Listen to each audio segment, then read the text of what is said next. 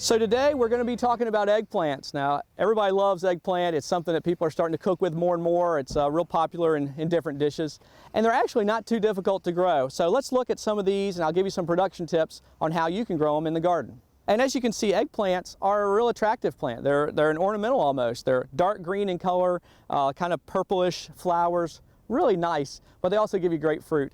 One of the first production tips I'm going to give you is make sure that you get your transplants in the ground when there's warm ground. So for most of you, that's going to be sometime in May. Putting them in cold ground, putting these down just doesn't do very well. They slow down, they sit. So make sure that soil temperature is up in the 70s, almost 70, before you plant your transplants. Now, when you're putting your transplants in, they need to go anywhere from about 18 to 24 inches apart, and that'll give them enough space.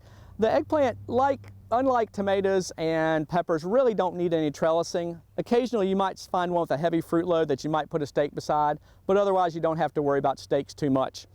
Now they do need irrigation. Eggplant throughout the growing season are going to need quite a bit of water. You can use overhead irrigation, but really that gets the leaves wet. You could have disease problems. I would say drip irrigation is going to be your best bet. Try to put something like drip tape or a soaker hose that you can put down and give them constant water throughout the summer, and they'll do really well for you.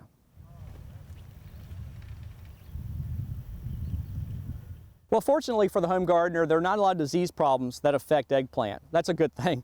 But there are some insects, and early on you'll get flea beetles and things like that on the eggplants when they're young, just when you've just put those transplants in the ground. And what you can do is cover the plants with hooped row cover that will protect from cold weather, but it'll also exclude those insects from getting on there. And later in the season, you'll get caterpillars and beetles that might attack the leaf and make holes in it. And you can just apply there a BT product, and you can get that type of spray at your local garden center or home improvement warehouse, and that'll take care of all that.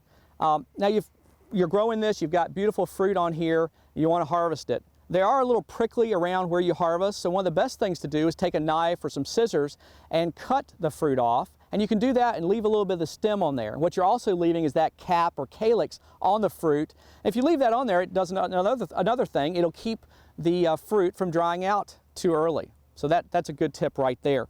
There are a lot of varieties out there, a lot of different types. Most of you think of that oblong type that's really dark purple in color, and you know it's ready when it's shiny, by the way. When it gets real shiny, it's time to harvest it. But anyway, most of you are most familiar with that purple colored oblong fruit, but there are white colors out there, there are striped colors. There are also more long shapes, the oriental types like Ichabod and Tiny Fingers, and those oriental varieties are going to be very productive, probably anywhere from 12 to 15 fruit per plant. So you're going to have lots and lots of eggplant to make dishes with. Well, for more information about production of eggplant, please contact your local county extension office. For From the Ground Up, I'm Chris Mullins, and we'll see you next time.